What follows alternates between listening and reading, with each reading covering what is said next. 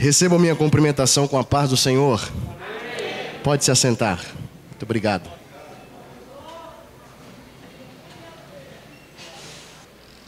Quem trouxe Bíblia, mostre-a para mim, por favor.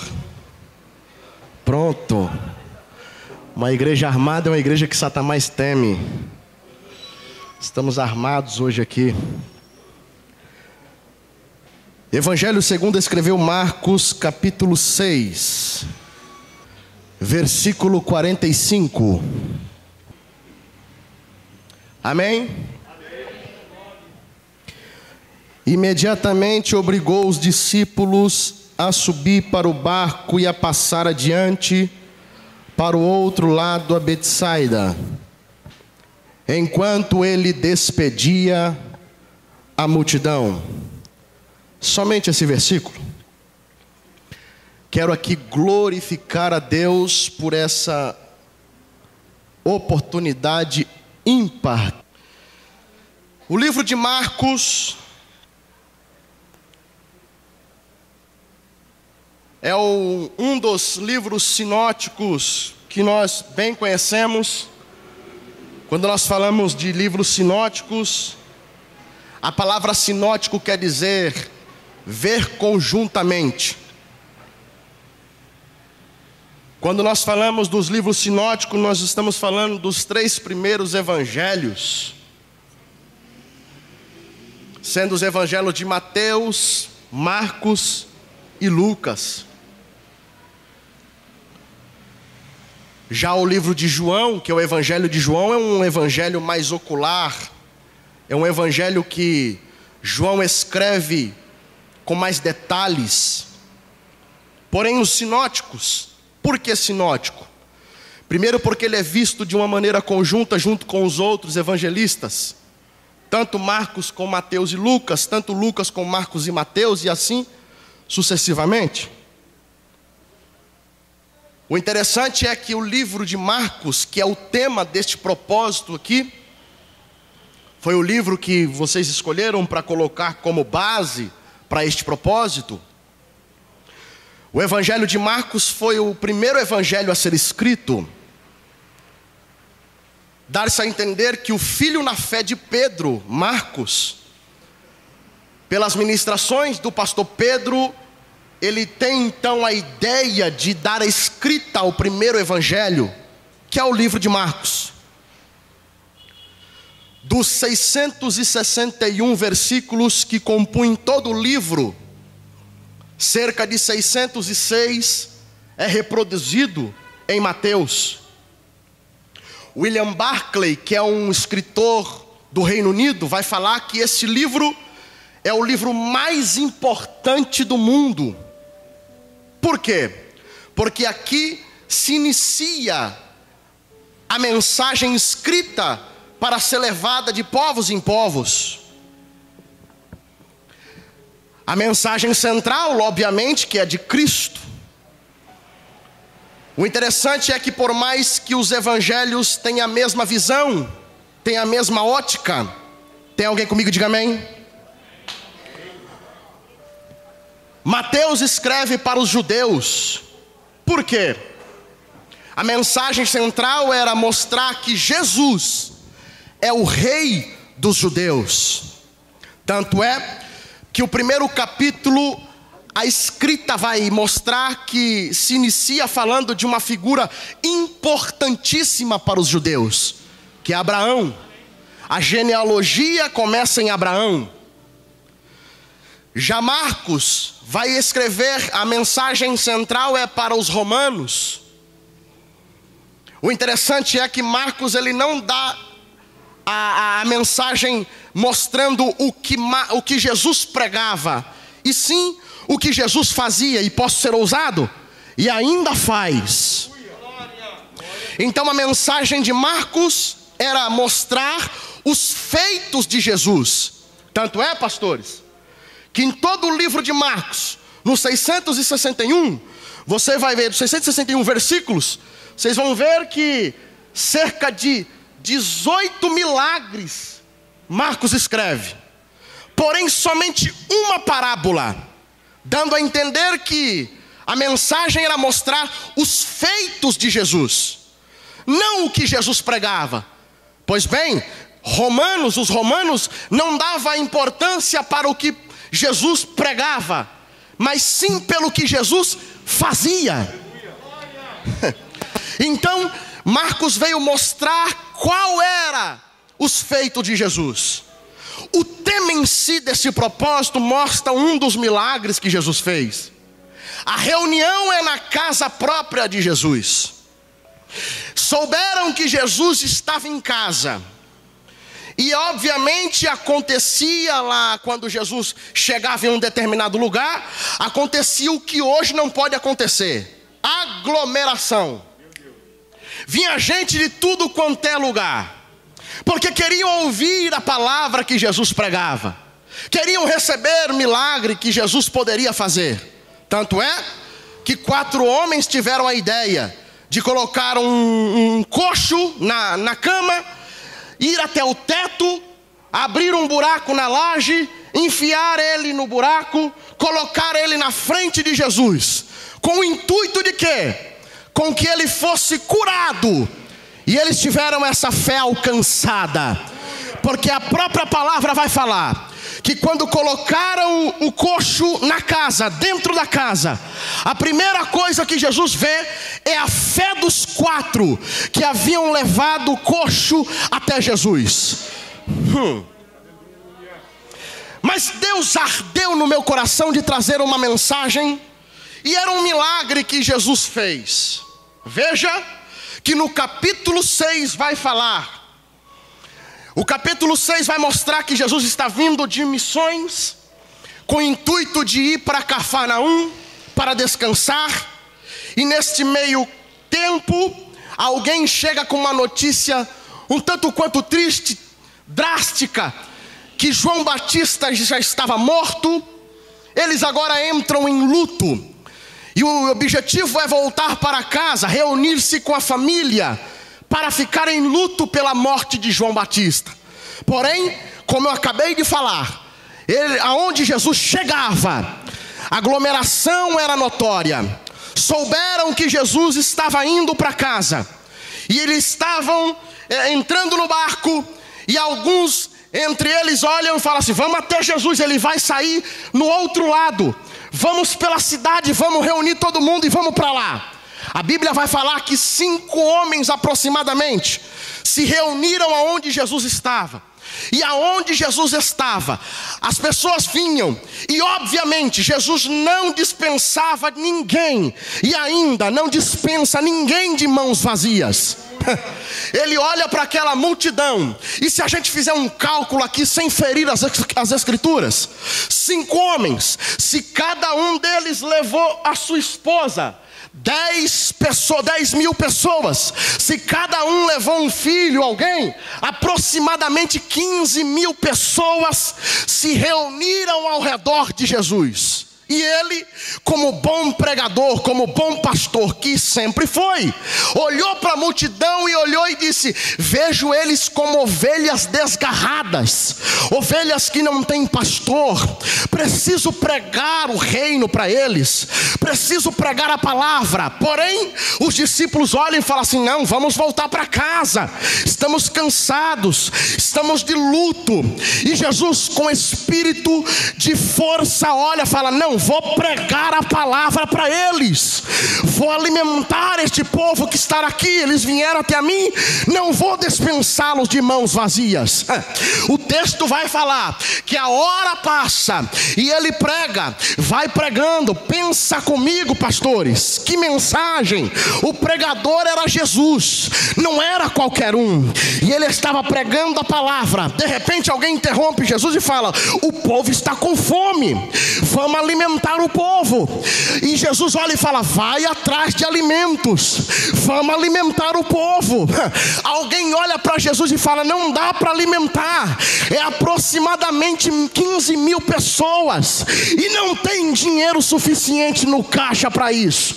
Jesus falou assim: e qual é o problema? O que vocês têm aí? Só temos 5 pães e 2 peixinhos.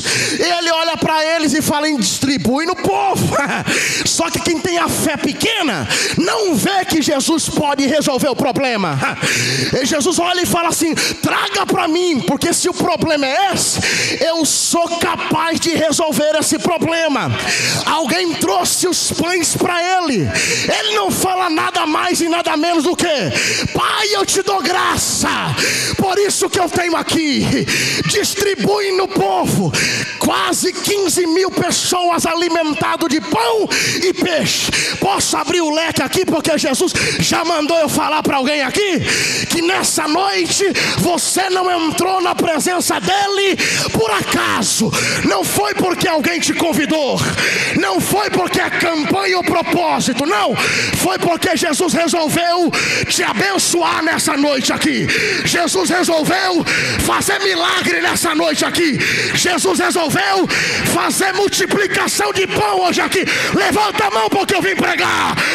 Eita! Nessa noite Jesus vai multiplicar o que você pensou que não iria. Quem pega essa palavra? Lá vai ele então. Lá vai ele então distribuir para o povo. Vocês conhecem a história melhor do que eu. Todo o povo alimentado.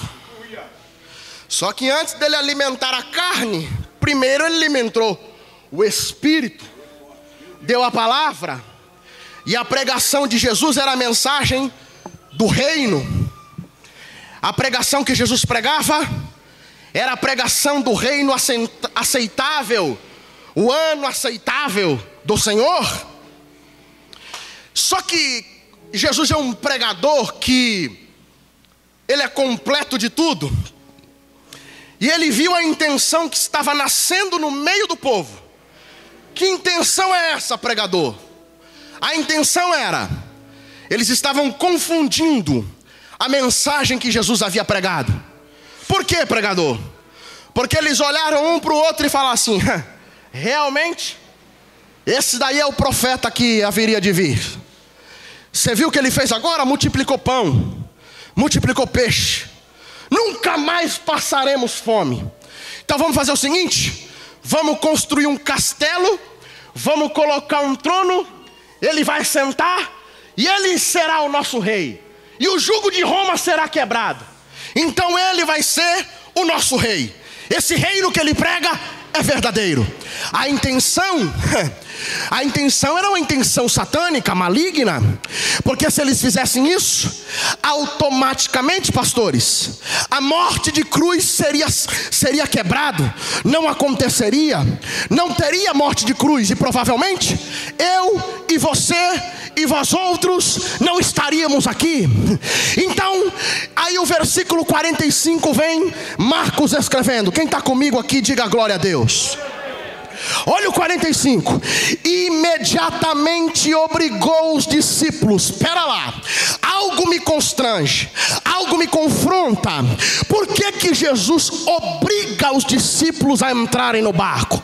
Por que ele não só ordenou, ou por que não dizer aconselhou e falou assim: ó, entra no barco, passem para o outro lado, para Betsaida, porque eu vou dispensar a multidão? Mas não, o texto fala que ele obrigou, ou seja, porque não teve um consenso mútuo, não teve uma concordância mútua. Alguém olhou e falou assim: não, viemos com o Senhor, voltaremos com o Senhor.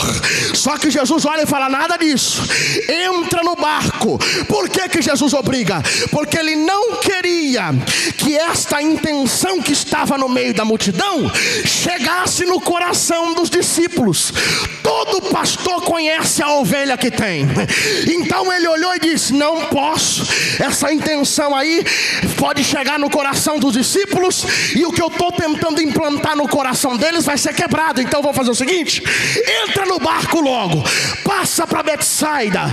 Enquanto vocês vão indo, eu fico aqui dispensando a multidão. Eu concordo com a contrariedade dos discípulos. Por quê? É melhor ir com Jesus no barco ou sem Jesus? Eu prefiro com Jesus. Só que quando ele ordena, a gente tem que obedecer. Então eles entraram no barco e estão indo para o outro lado. Enquanto isso, olha o texto, olha o texto. Vem comigo para a Bíblia. Quem está comigo, diga amém. Olha só, olha o texto. Obrigou os discípulos a subir para o barco e a passar para o outro lado, a Betsaida, enquanto ele despedia a multidão. Versículo 46. Tendo despedido, subiu ao monte para orar. Posso falar, pastor? Posso falar o que Jesus está mandando? Tem certeza? Porque o negócio é o seguinte: Jesus era filho de Deus. Em algumas circunstâncias nos textos vão falar que ele falava: eu e Deus somos um só. Ele, sendo filho de Deus, tinha preocupação em estar no monte orando. Ele, sendo filho de Deus, necessitava ir para o monte orar.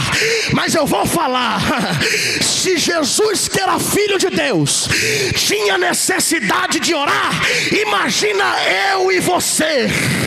Aí a gente vem numa campanha, num propósito como esse, a gente não quer orar, a gente só quer rodar na igreja, a gente quer tomar chave do carro, toma bênção de tal, toma bênção de lado, mas descer na olaria, a gente não desce.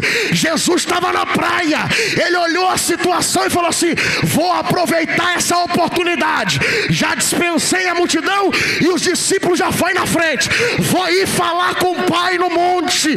A gente está perdendo tempo, tem hora. Posso falar? A gente está com o dedo calejado e o joelho liso, faltando oração. Mas eu vim pregar para alguém aqui: quer receber vitória? Desce na oração. Quer receber bênção? Desce na oração. Para de perder tempo com rede social, para de perder tempo com coisa que não presta.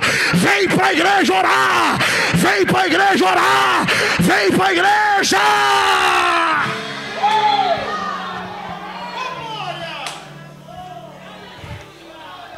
Senti o Galileu do meu lado aqui. Senti Jesus do meu lado aqui. Ai, ai, ai, ai, ai, ai, ai, ai, ai, ai, ai. Vim pregar para alguém aqui que Jesus está com saudade de ouvir tua voz de madrugada. Jesus, sabe por quê? Uma implantação errônea foi colocado dentro da igreja, que oração é só lugar para pedir, é só tempo para falar: eu quero isso, Deus, eu quero aquilo, Deus, faz isso, Deus. E oração no contexto bíblico quer dizer fala, quer dizer diálogo, quer dizer conversa. Com quem? Com alguém que é maior do que eu, com alguém que tem mais poder do que eu. Essa noite Deus manda pregar para alguém aqui. Ele está com saudade de orar, de falar com você, de conversar com você. Levanta a mão, porque Deus vai te dar uma graça nessa noite e você vai ter sede de orar. Vou orar, vou orar, não vou perder tempo. Ele poderia muito bem pegar um coco, colocar o pé na água, sentar debaixo de um coqueiro e ficar tranquilo. Mas ele olhou a possibilidade, a oportunidade de ir falar com alguém que é maior, com alguém que fez os céus e a terra, com alguém que tem todo o poder.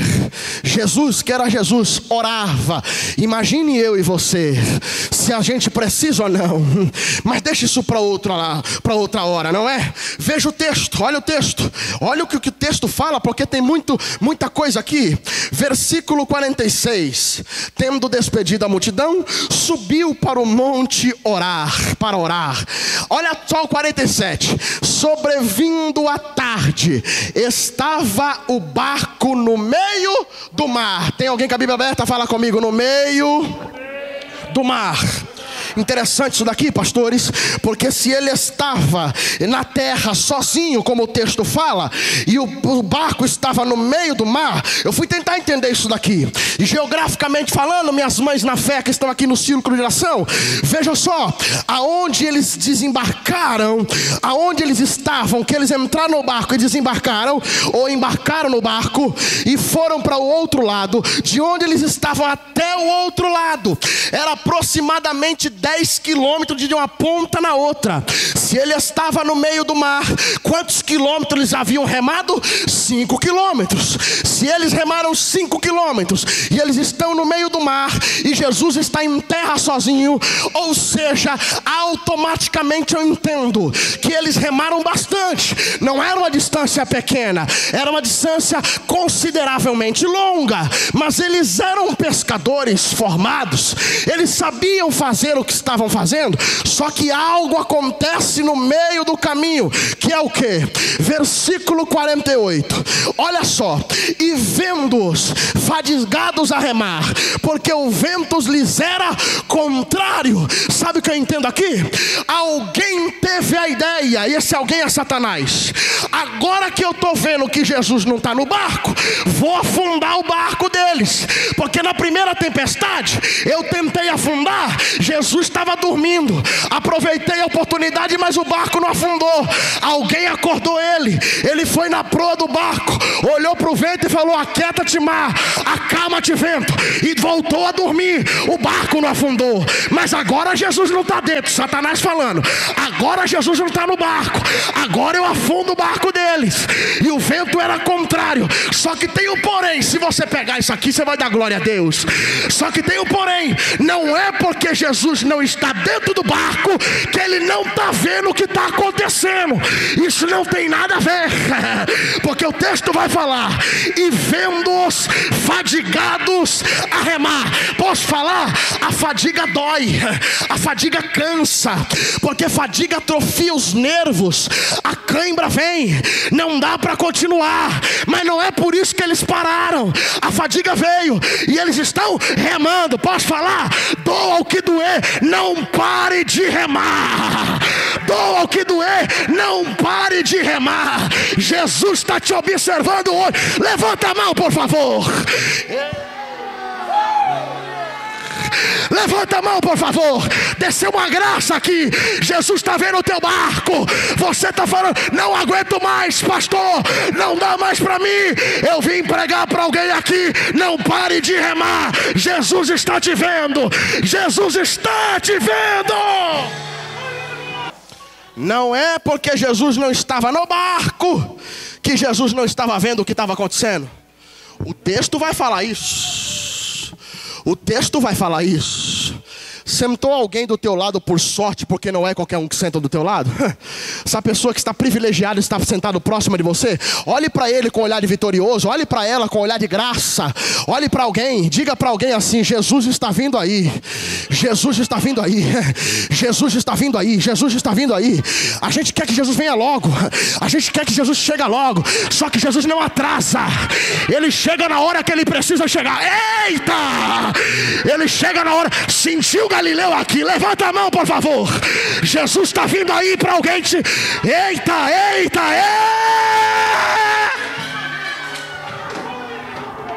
Pega esse detalhe desse texto aqui. Sobrevindo à tarde. O tempo que Marcos fala é aonde? Tarde. À tarde. Não é isso? Versículo 47. Sobrevindo à tarde, estava o barco no meio do mar. A hora exata não se sabe, só se sabe que era à tarde.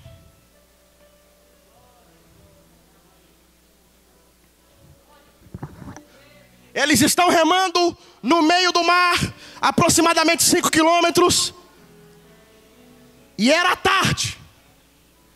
Ah, você não está aqui não. Olha isso aqui.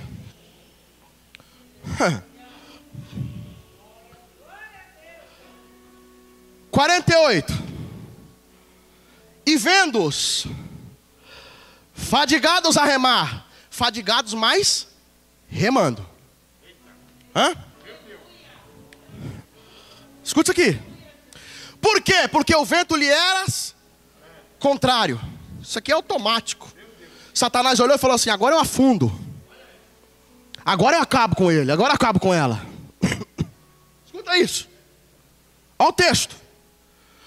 Por volta da 4ª vigília da noite. Peraí.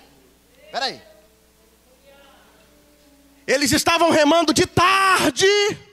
De tarde, estava no meio do mar. E por volta da 4ª vigília da noite,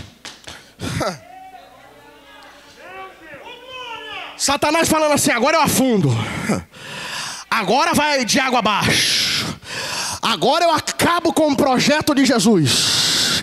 Agora o evangelho não se expande.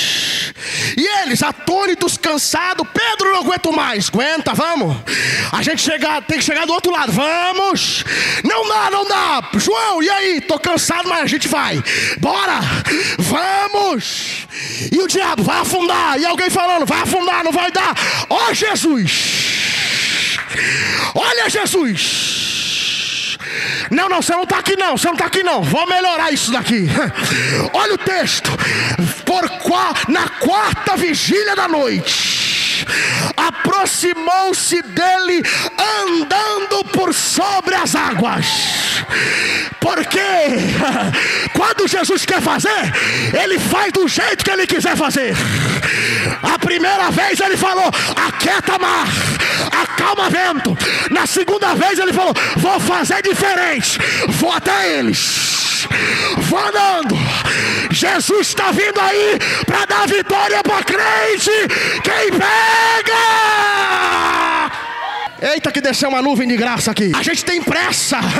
A gente quer que Jesus venha correndo, mas Jesus está vindo andando, pastores. É no momento dele. É na hora dele. Ele está vindo aí. Quem pega essa palavra? Posso ir além? Olha o texto, 48 ainda. Andando por sobre o mar. E olha o que Marcos escreve: e queria passar à frente deles. Eu não entendo isso daqui não, você não pegou isso aqui não. Porque o barco que é o barco não conseguiu ir adiante. Olha Jesus passando na frente do barco e indo na frente deles. Na frente. Sabe por quê? A ideia é o seguinte: já que eu não consigo ir, vou voltar. Mas Jesus falou: não vai não, eu vou passar na frente. Olha para mim, porque o alvo sou eu. Não retrocede. Vai avante. Levanta a mão. Não está na hora de voltar, está na hora de continuar. Não é para retroceder, é para continuar. É avante, rema. Não é para retroceder, é para continuar. Jesus está indo na tua frente para abrir caminho e você passar. O tema é coisa que nunca. Coisa assim nunca se viu? Meu Deus. Coisa assim nunca se viu, né? Para curar leproso, tinha uma multidão sempre perto. Para curar a mulher do fluxo de sangue, tinha uma multidão. O texto vai falar que ela rompeu a multidão. Para curar o cego Bartimeu, tinha multidão. A Bíblia diz que ele parou a multidão e mandou chamar aquele a quem clamava por ele. Para curar o paralítico dentro da casa, tinha uma multidão. O texto vai falar que a porta estava obstruída porque não tinha passagem. Quem estava fora não entrava, quem estava dentro não saía, porque tinha muita gente.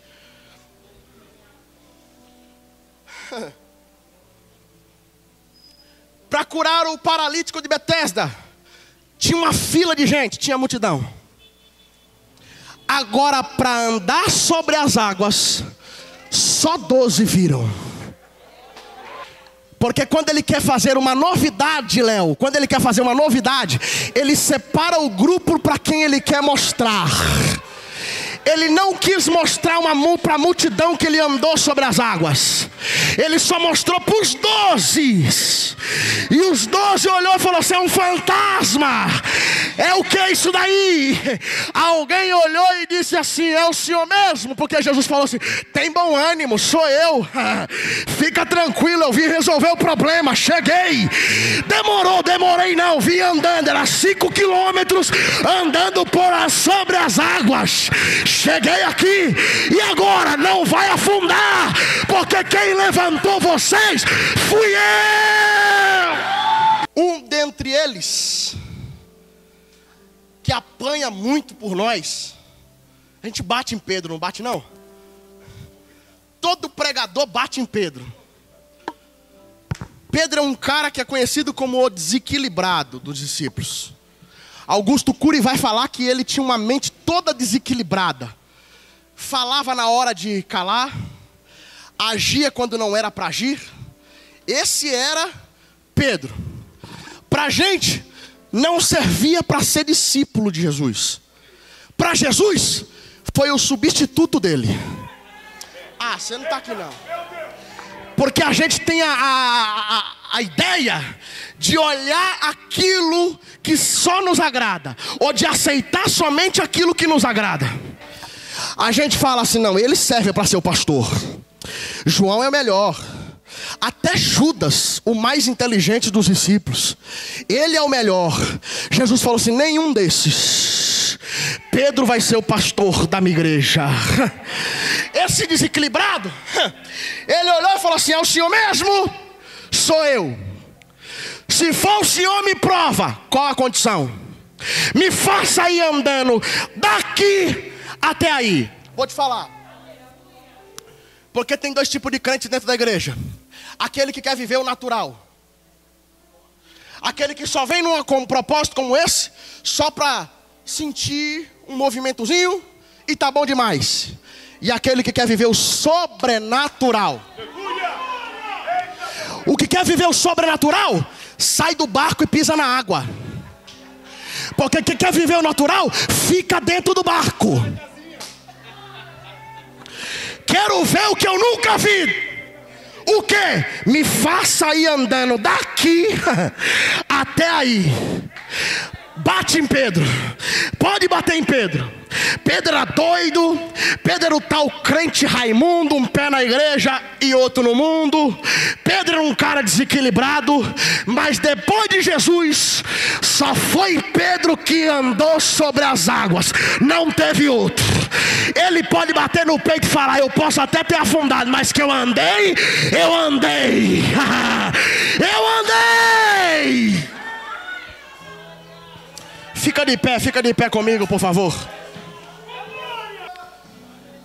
Respondeu-lhe Pedro: Senhor, se é tu, me manda ir até contigo por sobre as águas. Em outra palavra, se é o Senhor, me faça viver o que o Senhor está vivendo agora.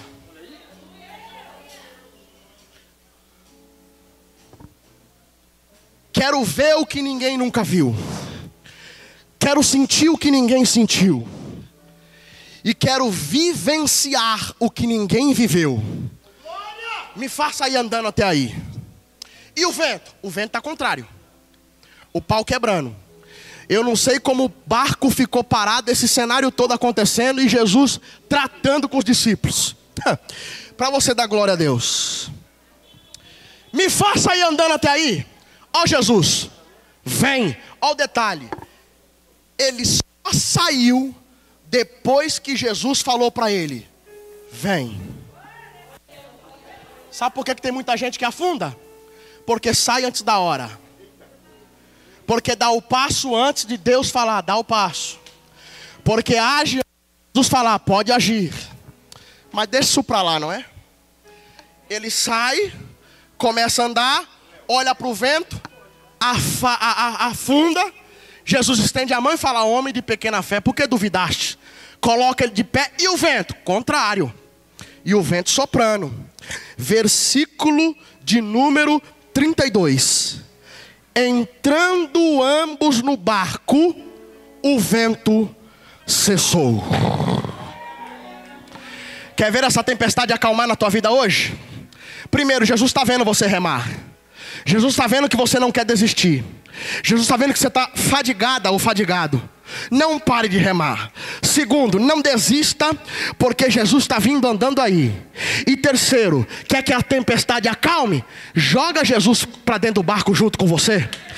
Entra com ele dentro do barco com você.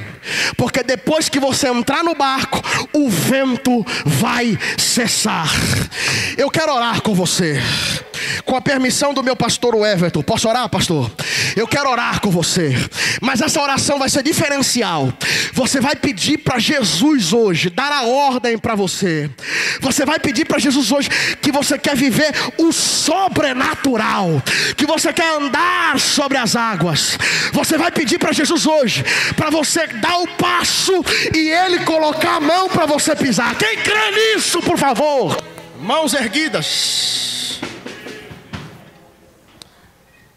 Porque se você ainda tiver sensibilidade para receber essa graça que vai descer aqui, você vai sair daqui de uma maneira diferenciada. Se você tiver coragem de pedir para Deus renovar as tuas forças a partir de hoje, e deixar Ele te mostrar o que você nunca e ninguém nunca viu, Ele vai te mostrar. Espírito Santo, meu amigo, eu sei que o Senhor pregou essa palavra comigo. Existe um Deus no céu. Então, por favor, toca no coração dessa igreja hoje. Não pode toca, meu Pai, no íntimo deles agora. Essa minha irmã, esse meu irmão, não dá. Eu profetizo hoje que eles possam viver a partir de hoje o sobrenatural. O poder. Recebe essa graça que desce do trono. Recebe esse renovo que desce. Ele faz o que Ele quer, soberano e forte até o infinito.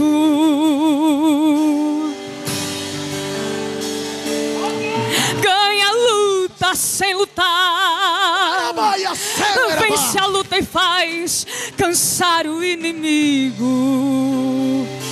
Quem é? Jeová. Quem sabe louva bem alto. Deus de vida e de vitória. Jeová. Deus de paz, Deus de glória. Jeová. Vai mudar, vai mudar, a tua vai mudar, história. vai. Hoje aqui.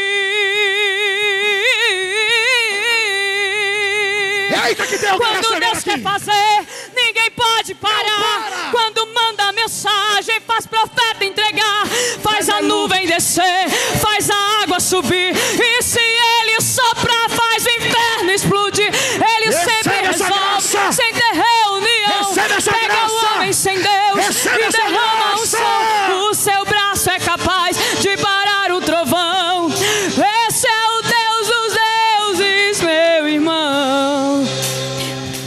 Tem alguém recebendo aqui desse lado? Quando manda mensagem, faz profeta entregar, faz a nuvem descer, faz a água subir. E se Ele soprar, faz o inferno explodir. Ele sempre resolve, sem ter reunião.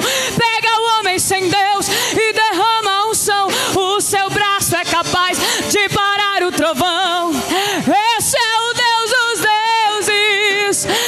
Esse é o Deus dos deuses. Meu irmão. Estenda a tua mão cheia de unção, cheia de glória. Eu quero pedir aos pastores, essa é a hora de nós marcar também a nossa presença no culto, colocando as nossas mãos sobre essas vidas e intercedendo a Deus por elas, para que Jesus as enche do Espírito Santo de Deus. E assim oramos mais uma vez. Senhor Deus e Pai, estamos aqui reunidos na Tua presença. Oh Deus, eu não faço, eu não tenho, eu não sou, mas o Senhor, meu Deus, é quem faz, é quem zela. O Senhor Jesus é quem abençoa, é quem muda, é quem enche, é quem visita, é quem direciona. O Senhor é, Senhor, a fonte verdadeira. Só do Senhor provém essa água viva. Só do Senhor, Pai, tem essa fonte que mata nossa sede eternamente. Oh Deus, aqui está tua filha. Eu não sei qual é a necessidade dela. Eu não sei qual é os planos dela. Tudo pode, eu não sei o que ela vem vivenciando. Minha vida em tuas mãos está. Nenhum dos seus planos podem se frustrar. Nenhum dos seus planos podem se frustrar. Enche da tua presença. Não se frustrarão. Não se frustrarão. Do teu Espírito Santo. Os planos de Deus. Vai tocando. Vai enchendo, Senhor. Pode o vento soprar a novo. Espírito, Espírito, que desce como fogo, vem como em Pentecoste e enche-me de novo. Então que o grande amor de Deus e a graça do nosso Senhor e Salvador Jesus Cristo, a comunhão e as doces consolações do Evangelho seja derramada sobre a tua vida nesta noite e sempre. Todos digam comigo.